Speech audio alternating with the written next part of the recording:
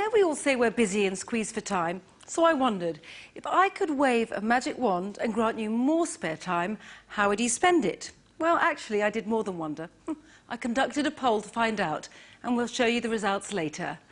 And because this is a show that isn't afraid to tackle the big, heavyweight issues of the day, we're looking at summer sandals. Our special guest today is funny, spiky, and a genuine one-off. God is merciful. And she's not out of place here at all, not least because she's often round at mine, especially at lunchtime. It's Ruby Wax.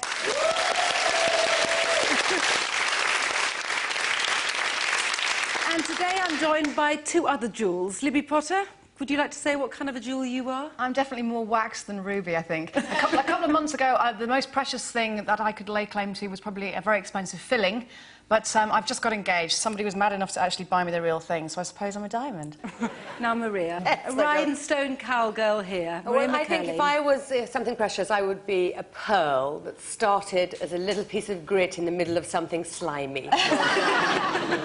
Welcome to all of you.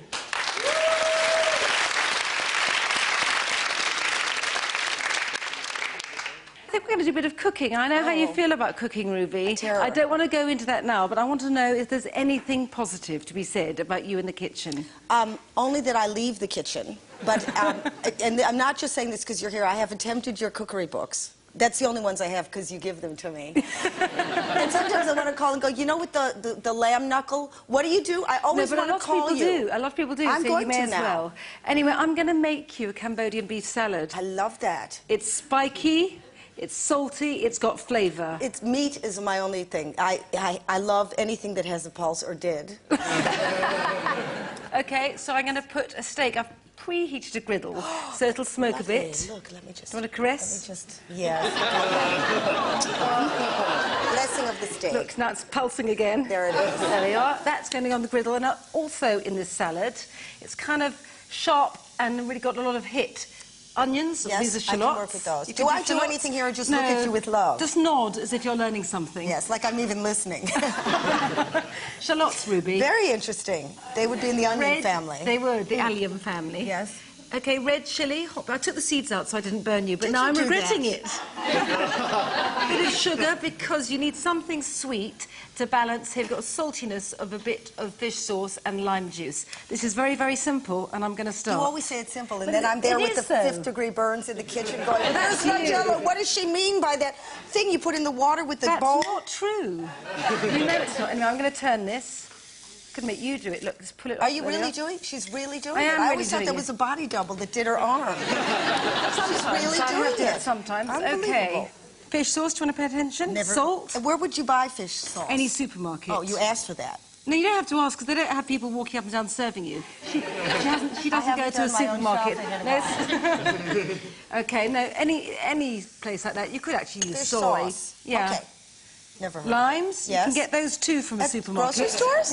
In what form do they come? OK, so can you see that the steak is almost cooked now? Because I'm going to take it out before it's completely cooked. Right. Because it should be pretty... I like meat raw, and I know you do. How can you tell when it's there? You know what I mean? That's my problem. I always cut it open. And know, shall I tell you the best way? OK, yes. if you can face this. I know that a lot of people might think this is unhygienic. You're just going to have to suffer. This is what you do. It. No. That's fine. You press it. Now, if it's really bouncy, it means it's still quite underdone. So anyway, let me see. Bouncy means it's not done. Yes, so it's quite underdone there. You can see and when here. It's hard like lederhosen, that means you went too far. Yes. Well, some people like it like that. reviving it once it's gone into lederhosen Well, actually, form? this is quite good for reviving it. Right. Because this is so sour that, one, it cooks meat when it's underdone, but it tenderises meat. Oh. That's a bit of sugar because I've got so much lime juice. Right. Balances everything. See, I'm looking now, but... say, Ruby? Everything. Once you're talking about cooking, I can't actually... Nothing goes in. No information at all. Just the food. Just the food. That's why I like to come to your home. Even though I don't like you, but I like that you feed me. OK, So now the leaves. I'm going to put some mint in, and I think... So don't worry about chopping. I'm just going to cut with some scissors, because I don't want it all finely chopped. And this Do you have special scissors, or are these the scissors you use for, like, toenail clipping and your kids' art projects? No, but art projects, everything in the kitchen. But I do get through a lot. I always want to know, when you use the J-cloth, where do you say no? Do you know what I mean? Because I'll get the cat stuff. I'll come up here. I'll do a dip. Who's making that grunty Tourette sound? Get out of here? Okay. What do you have, one J cloth for just plates and one J cloth for pee? Put them together. You don't ever clean up, so I don't think your views are really very valuable on this subject. I've pointed. Okay, steak? Yes. You know what? I think Whisk? maybe you should whisk. Okay. Oh, now I see all the fun I've been missing. While I was out there making a career, I could have been in the kitchen whisking. Some people made a career out of it. I know. She had the last laugh. Okay, I'm just chopping the steak very fine. Can you see? It's very, very pink here. And that actually, I mean, for people like me, that's great. But if you don't like it, don't worry, because I'm going to show you something in a minute. Okay. I'm going to put it in the dressing and mix it up. And the meat will carry on cooking slightly in the acid. When can you eat it? Because I'm already No. bored. Yeah. That's why I can't cook, because I want to eat it before it rises. Okay, now, yes, I'm going to strew for you. Strew. There you are. Cambodian beef salad Can I for taste Ruby. it now? Yes, you may taste it now. That's what the whole title is, Cambodian beef for Ruby. Fork Oh, even. Nigella. I love you so much. Even though you've dropped something on my foot and stained my clothes. It's all over my pants, but I still love her. That's really good.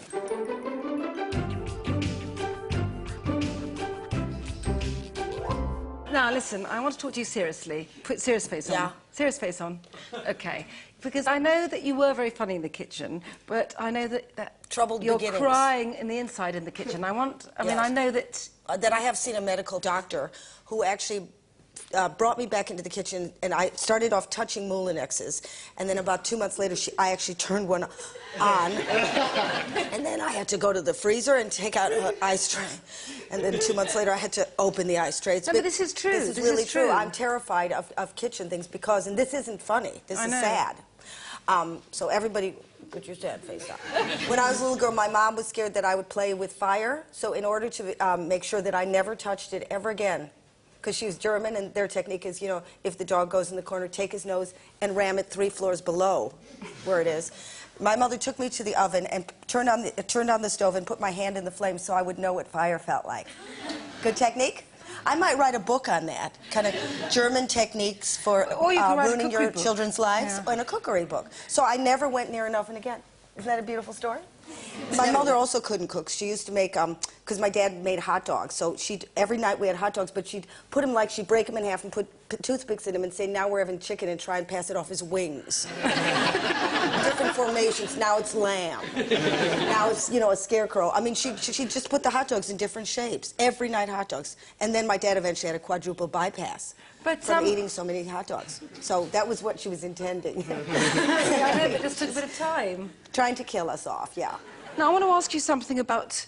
Something that often interests me is that you've spoken a lot about being an only child, and I want to know, you've got 3 children. Is it actually quite terrifying to have been an only child and suddenly live in an environment where there are lots of children and lots of people and you're not the only one? No, I bred him on purpose. I mean, I never wanted to curse my children with being the only child. Because I felt like a freak. You know, the waxes made this freak, you know. So I wanted to have many children so that if I ever, you know, was as bad as my parents were, they'd be able to go to therapy together and go, did she really do that? See, I had no witnesses. So that's why I had, like, I created a group therapy. I know, but you live in a very much noisier environment than you had. I like that, though. Yes. I like that people are coming in and I've never met them before. You know, nannies are moving through my house. I like group activity. Nannies move through quickly, do they? Yes. And then I get my pants changed and she's confused. Do you feel, I mean, you've had your 3 children and actually you make a lot of jokes about the fact that you're not really, you don't have that gene that's maternal and all that, but you do like it, don't you? Oh, no, grown to like it? Yeah, no, I'm not, I never was good at the singing and the storytelling. But now that they're 16, my son, he thinks, you know, he gets how, you know, now he appreciates the gift of having me as a mother. But only now. Up until now, I've been a thing to bury in the garden in shame. Well, I think it's a harder thing to sell to daughters anyway, isn't it? The daughters are disgusted with me. Totally disgusted. But in a way, I mean, that's what you said about being an only child. I think that's true because in a way, children should be faintly embarrassed and irritated by parents. But it's not safe when you're an only child because you've got no one to make you feel that you're part of the family at the same time. Whereas if you can all sit around saying, you know, God, she's awful. It's better. You need a group to gossip with. That's the problem with the only child is, you know, who are you going to turn to? The other crazy one? Do you know what I mean? So they used to play me like, you know, when you play basketball, my mother would go, your father's insane. And then my father would go, your mother's a maniac. And so I'd be running back and forth, you know, sort of used as a go-between. But look what they produced. I know, a genius. You see, out of suffering, this comes. Yes. But I called you in on Sports Day. Yes. It's the most tense moment of our lives. It's a horrible time of year, this time of year. That's, you know, when I did go to the funny farm, it was during a sports day event. This is true. Well, first of all, when my kids were young, they don't have my aggression. So when the gun went off to run, Madeline just stood at the starting line and waved. I love that. Like, she thought she was on a float. I went, run, and she just waved. And I thought, oh, my God, you know, what's going to happen to them? And the anxiety. And all the other mothers, they think Americans are aggressive in this country. The yippee-yip mothers with their fat ankles and their little flowered Laura Ashley's going, run, Janela, run! And all the fathers who look 75, you know, with 3 wisps of hair from Oxford, running next to the children with the egg and spoon, running! So I called the prior and I said, I need help and assistance. Let me in. These people are insane. Well, it's good that even when you admitted yourself to the Priory, it's the other people you thought were insane. I know, I needed sanity. Such a healthy And the only sign. other woman there, her daughter came in 17th behind my daughter. She was in the Priory with me. Waving You're at a the starting casualty. line. You're a casualty of contemporary life, Ruby. I know.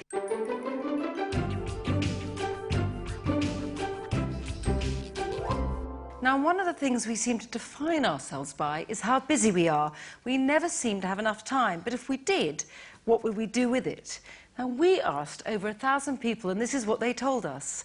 19% of people want to spend more time with their children. 30% want to spend more time with their partner. But the statistic that really interested me was that 43% said they wanted more me time, prompting the question, are we all self-obsessed? Ruby. What's the question?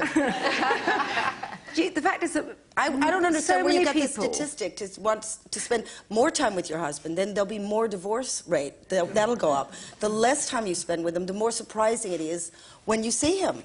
Right. No, I don't think that works that way. I think people who get on best are people who spend the most time with one another. No, I won't. But I think also they said that because it was a survey. If they had to actually do it, then they'd say, oh, no, I really mean it. I know, but so 43% of people say, I want to spend more time on myself, with myself. On myself. Cherishing myself. No, but I mean, you know, to me, I sort of do that now. That was always my dream, is to take myself off on holiday and take myself off to learn things at school. And I realized, you know, I had already grown up. Like I always say, when I grow up... You go on holiday by yourself? Yes. When I grow up, now I realize I've passed grown up and I'm like heading toward the finish line. Do you know what I mean? I always think, oh, they're older than me, and now I realize I'm older than them. So now I actually do it. Well, they don't need you quite so much anymore. So now I do stuff that I just do by myself. But do you feel self-absorbed? Do you think, oh, look, I'm spending too much time having my hair done, having this I'm not talking shallow. Hair done is shallow. You think it's a lie, because 43% of people say they want more me time, but I think people want to escape from themselves. I think you escape from yourself more on your own, though, because you don't have to talk, hold conversations, listen to your voice. I hate hearing the sound of my voice sometimes, and you just want to shut the door. Then the minute you've shut the door and barred it, the phone rings, and it's one of those awful competition now lines. you're talking about something else. You're talking about how screwed up you are. Seriously, because, you know, seriously, me time doesn't mean sitting there and watching TV. No, I know. Also, given that we used to have hobbies, you know, people used to put on application forms for jobs, what are your hobbies? And they used to, you know, hiking, or hiding, or whatever, you know, but now nobody has hobbies anymore. They do watch Jerry Springer. They go out with their poodles, and they turn a lesbian into a flower vase. There are hobbies. Watch that show. You're going to learn a lot about new hobbies. And you're saying that I'm shallow. No, she can't help it. The shocker is that far less people want to spend more time with their kids than they do with themselves. I think that's the point, isn't it? Maybe they do spend time with their kids. That's the Probably thing. It's so. like I swing between guilt of work and kids. Yeah. Do you know what I mean? When I'm working, I have to be with my kids. Yeah. You know, when I'm doing the three-legged race at Sports Day, I'm on the telephone, you know, to make sure that I still have a television job. Yeah. So No, I I swing between the two. that's why we're both locked in this guilt of work or kids. Yeah. That's why they say me time, because when do you say, When do you okay, stop feeling everybody's guilty? out of here? Yeah. Well, And when do you do your flotation tank or whatever you have to do to stop you being insane, which is, you know, when you're talking all the time and you're doing, you know, looking after the kids. When do I do that? When do you do that? When I'm committed and put into places like the property. That's my me time. Is that... I know. That's me time.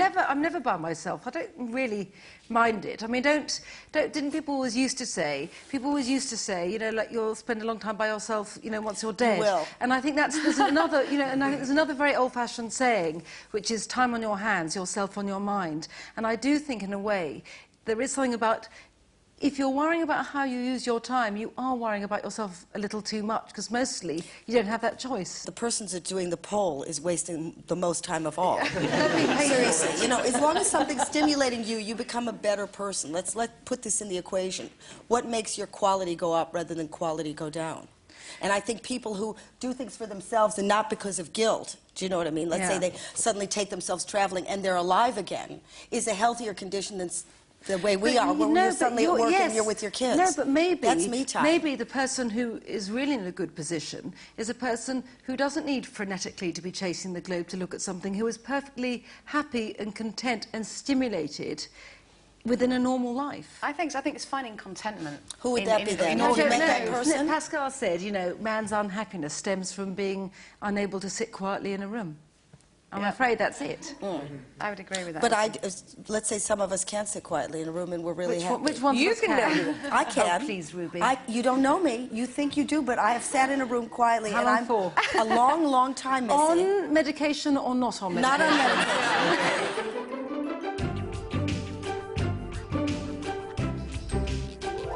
Now for the serious part of the show. Thongs, or to be more precise, thong sandals, that's what they're called.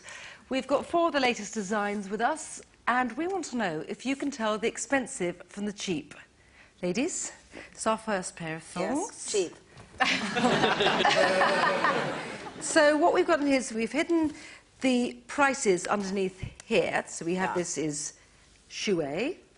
But I've also covered up the make so we can't be swayed by label. Right. I would say £35. I'm going for 25. I'm going for That's 16. That's a cheap. Okay. I'm $49.99. Time for the I can reveal. smell cheap. And it's...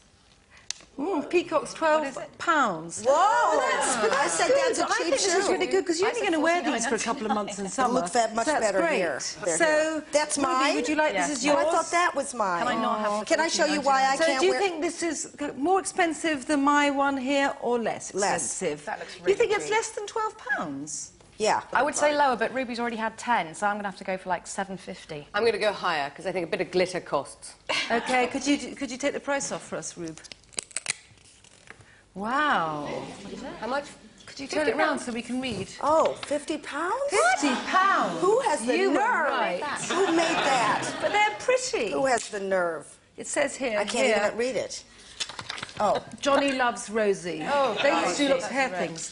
I think they're pretty. They're expensive, but they're pretty. Well, where they originally Libby, in Taiwan. yeah, they those were. ones that Taiwan were keen on. I'm very suspicious of fake orange diamonds, so I would say that was probably an attempt to make them look 20 when they're actually 15. I think they're expensive. I do too. I think they cost more than 50. Do you think?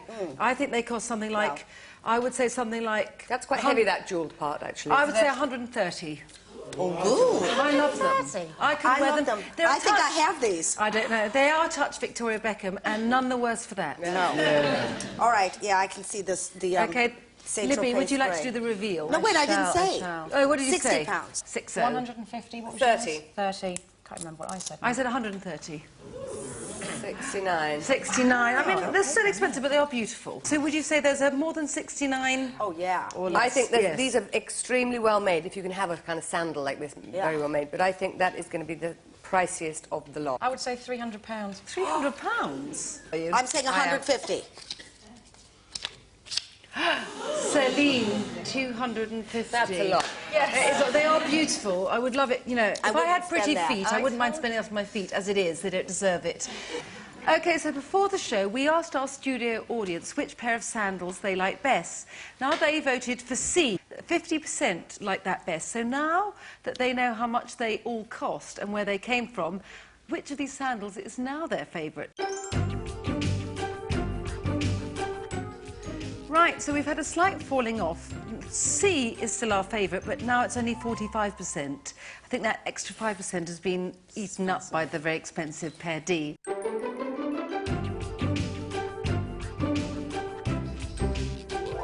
Now, finally for today, I've got a very quick and easy recipe for pink lemonade. I mean, it couldn't be easier. It's really just a question of squishing up a lemon, some raspberries, some sugar, don't look how much, but there is a bit there, and some fizzy water. And what I love about this recipe particularly is that it was sent to me by a viewer, and it was one of her mother's, or I think grandmother's recipes, in fact, so it's quite old, and she got it when she bought some ancient version of this blender, and this is the recipe that came with it. What I've done, though, is add the raspberries. It was just lemonade. Very, very simple, so no peeling or anything. Just cut a lemon. This is a kind of thin-skinned lemon. You can see those ones look beautiful, those incredibly lovely ones from Italy, but actually you want this sort of unwaxed, thin-skinned one from the supermarket for preference. But listen, it's all lemon, it's all makes lemonade. Put the lemons in, sugar. Now it's pink lemonade, so the element that will turn it pink and very, very fragrantly, the raspberries, some water. And if you haven't got a blender, I think you can use a processor. In fact, I know you can use a processor. This is the difficult part. Be very, very patient. I have other qualities, but techno skill is not one of them, OK? All that pinkness. That wasn't so hard. Oh, but now I have to take it off. And I've managed. See, look, some things are getting better. Then you just pour the bits of lemon and raspberries into a sieve. That's it. I think this tastes very much better when it's chilled. So, I mean, for me, just the easiest way is to get lots of ice in some tumblers. And there you have it. Pink lemonade and summer in a glass. Look at my clumsiness, forgive me. That's life. I believe you put the skin in that. Oh, Nigella. Well, you need a bit of bitterness in Look, life, you you know. haven't spilled anything. Oh, stop it's not it. actually this It doesn't embarrass me. I No, live I with my know. clumsiness. I know bit- who I am. You taste it now? It's lovely. There's a little bit of... Yes, mouth puckering up. But you know what I really think would be great? Some vodka in it. Don't you think? Bit of vodka, really lovely thing. Sit outside my in the afternoon evening, sorted. pink lemonade. They're like, one lid just crashed down. It's very hard. I think it's very tart. Let me taste. It's good, but it's... No, see, to me, I would even Refreshing. reduce the sugar Yes. a bit now. I've got a very hard. Well, I'm taking it away from Ruby then. Well, that's all for today, so thank you to Ruby Wax, Maria McCurlane and Libby Potter. Thanks to you for watching, and see you next time. Bye.